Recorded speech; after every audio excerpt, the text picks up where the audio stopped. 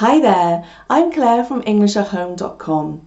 A few weeks ago I published a video on 4 phrases to start a conversation, and if you want to check it out, the link's up there.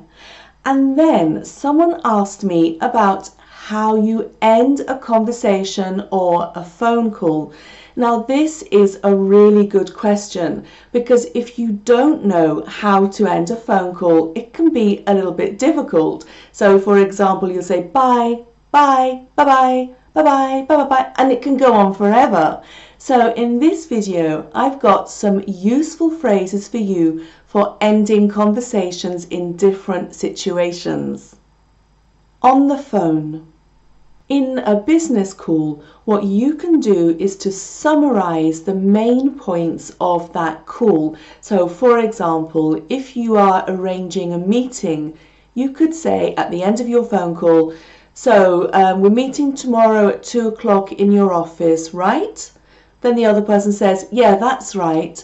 And then you say, okay, see you then, bye. And the other person will also say bye. Or if on the phone call you've asked another person for some information, you could say at the end of your call, to summarize that, you can say, okay, so I'll wait to hear from you then. And the other person could say something like, yeah, I'll have that information for you tomorrow. And then you can say, okay, great, thanks, bye. The other person will say bye, and you can put down the phone. When you're chatting to a friend on the phone, you don't need to summarize the call. So you could say something like, well, it was lovely chatting to you, or great to hear from you. And the other person says, yeah, me too. And then you can say, well, take care then. And the other person says, you too, bye. And you say bye and finish the phone call. So with a situation of your friend, in fact, there are lots and lots of things that you can say to finish the phone call. So my tip to you is listen to what your friend typically says. And then the next time you have a phone call with that friend, you can just copy what they say. Face to face. There are lots of ways that you can end a conversation face to face. So if you are with a friend, you could say something like, anyway, I'd better get going. I'd better get going. And get going means go. So I'd better get going means I have to go. Or look, I'm sorry, I'm going to have to rush. I'm going to have to rush.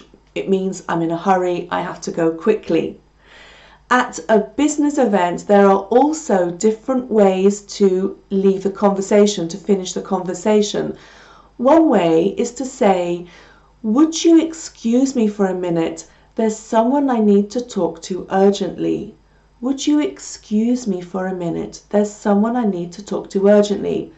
Wait for the other person to say, yeah, sure, and then you can leave that person. Or you could say, well, it's been very interesting meeting you. It's been very interesting meeting you.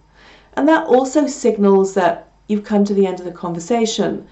The other person will probably say likewise. And likewise means, yes, for me too, it was interesting to meet you. At that point you can shake hands and then you're free to go. And there's a third way. If you are the host of the event, you could say something like, can I introduce you to, and then introduce that person to a different person, to a third person. And in that way, you can make sure that when you leave the person you've been talking to, they aren't just standing there on their own, because you've introduced them to another person. Don't forget to let me know in the comments how you like to say goodbye to other people. And don't forget also to subscribe to my YouTube channel, and you can subscribe by clicking that button there, because every week you get a new video. And if you would like more help with your English, you can also join my email group, and the link is up there, because every week I send you a new video on English speaking, vocabulary, grammar and pronunciation. Thanks for watching. Bye.